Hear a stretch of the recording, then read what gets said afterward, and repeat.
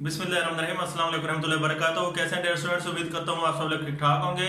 सबसे पहले तो वो तमाम स्टूडेंट्स जो इस चैनल पर पहली मर्तबा आए हैं उनको खुश आमदीद। डेयर स्टूडेंट्स, आप लोगों को पता है कि बीए के हवाले से मैं लास्ट टाइम जो है बहुत डिटेल से वीडियोस बना चुका था, लेकिन इस बार फिर बाद स्टूडेंट्स ऐसे थे जो बार बार मैसेजेस कर रहे थे कि सर जी बीए के हवाले से आप लोग जो है वीडियो बनाएं। तो इस वीडियो में मैं आप लोगों के साथ इंशाल्लाह कुछ ऐसी बातें शेयर करूंगा। अगर आपने उन बातों पर अमल किया तो इंशाल्लाह आपकी बीए इंग्लिश जो है वो इजीली क्लियर हो जाएगी।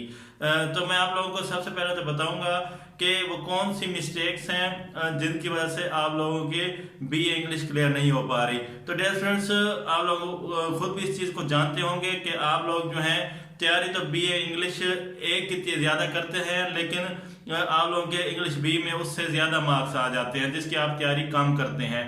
अब इसकी रीज़न क्या है? इसकी रीज़न ये नहीं है कि बीए इंग्लिश जो है इंग्लिश ए वो टफ है। इसकी रीज़न ये है कि आप उसको प्री प्लान के साथ इंग्लिश ए की तैयारी नहीं करते।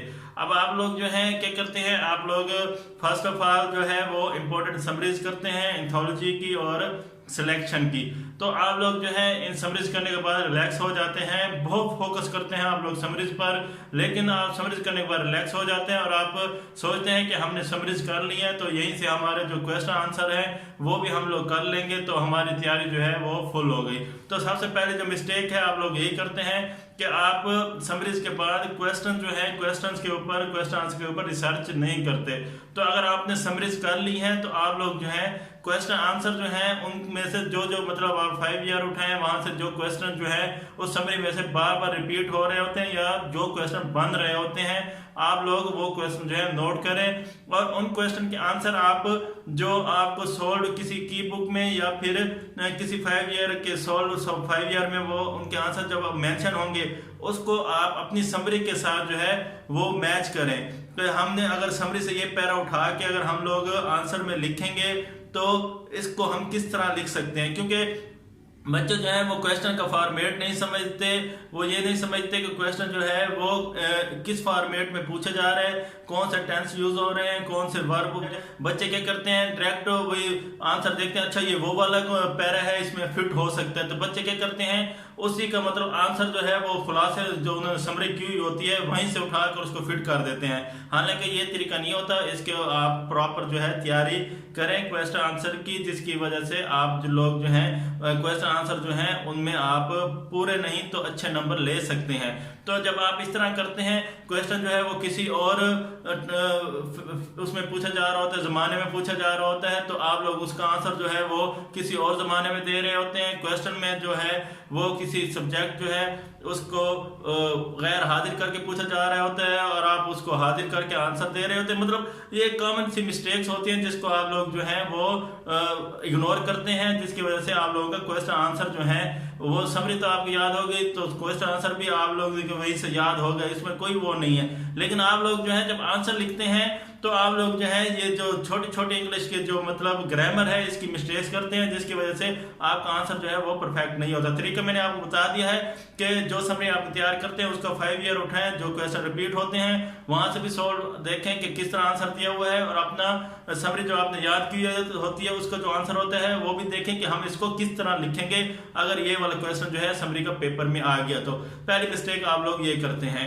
दूसरी मिस्टेक जो आप लोग करते हैं वो ये है कि ये आप जो पोएम्स 5 वर्ड्स होते हैं उनका आप लोग जो है वो स्टैंजा पर फोकस नहीं करते, आप लोग उसकी समरी तैयार कर लेते हैं और अक्सर बच्चों को तो पता ही नहीं होता कि ये जो स्टैंजा आए हुए हैं ये किस समरी में से आए हुए हैं। तो ये आपकी बहुत बड़ी मिस्टेक होती है जिसकी वजह से आप लोगों को नंबर जो है वो नहीं मिलते।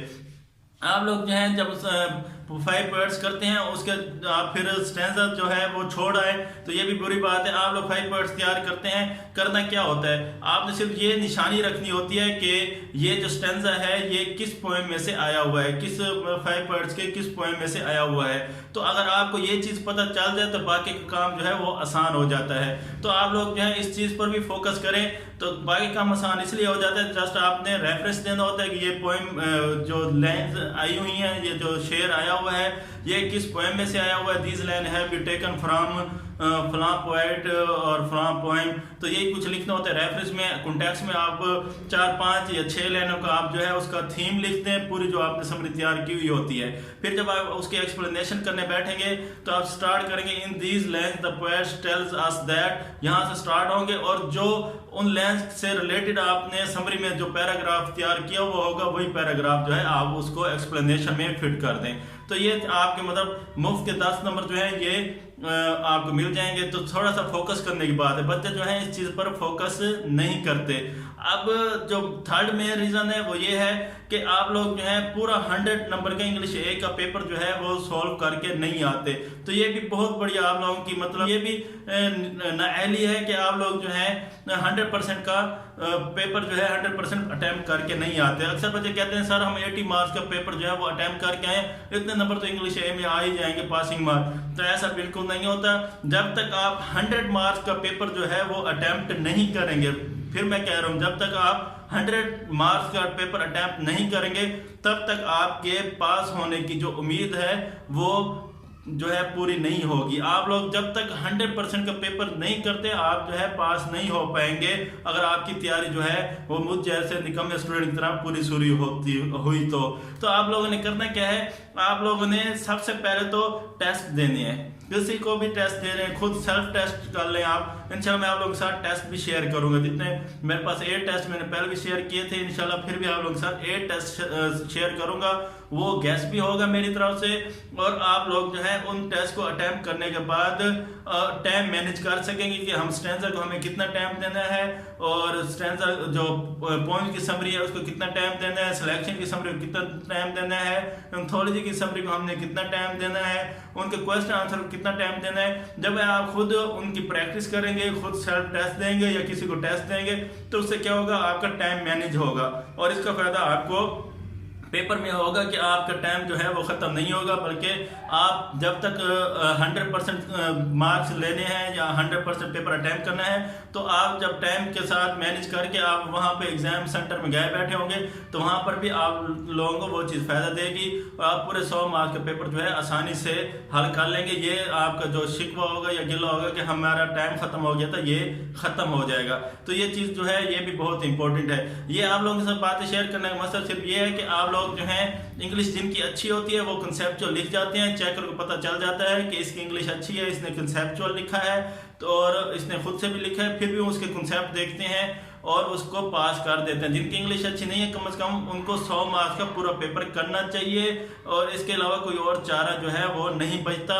स्टैंजा भी करें, एक्सप्लेनेशन भी करें स्टैंजा की और उसके साथ साथ आप जो है पॉइंट भी करें, मतलब 100 मार्क्स का पूरा पेपर जो है आप लोग सॉल्व करके आए। बाकी इंशाल्लाह आपके साथ में 8 पेपर जो मैंने टेस्ट बनाए हुए हैं, पेपर भी हैं, टेस्ट भी हैं, गेस्ट भी है, वो जल्दी आप लोगों के साथ वो मैं दोबारा शेयर करूंगा। 8 के 8 इकट्ठे ही शेयर कर दूंगा ताकि आप लोगों के पास टाइम कम है, आखिर मौका है बीए पास करने का। तो उसके बाद क्योंकि बीए खत्म हो जाएगी तो आप लोग जो हैं अच्छे से तैयारी करके बीए जो है वो पास कर ले। इंग्लिश बी जो है इंग्लिश बी का भी कैश पेपर आपके साथ मैं एक बार फिर शेयर कर दूंगा और इंशाल्लाह आप जो हैं इस दफ़ा भरपूर कोशिश करें, पूरी तैयारी करें, टाइम मैनेज करें, पूरा पेपर सॉल्व करके जितने पॉइंट्स मैंने बताए हैं उनको अपने माइंड में रखें तो इंशाल्लाह आपकी बीए जो है वो आराम से इंग्लिश जो है वो क्लियर हो जाएगी। तो ये थी आज तक की वीडियो, मिलते हैं नेक्स्ट वीडियो में, तब तक के लिए अल्लाह हाफिज़।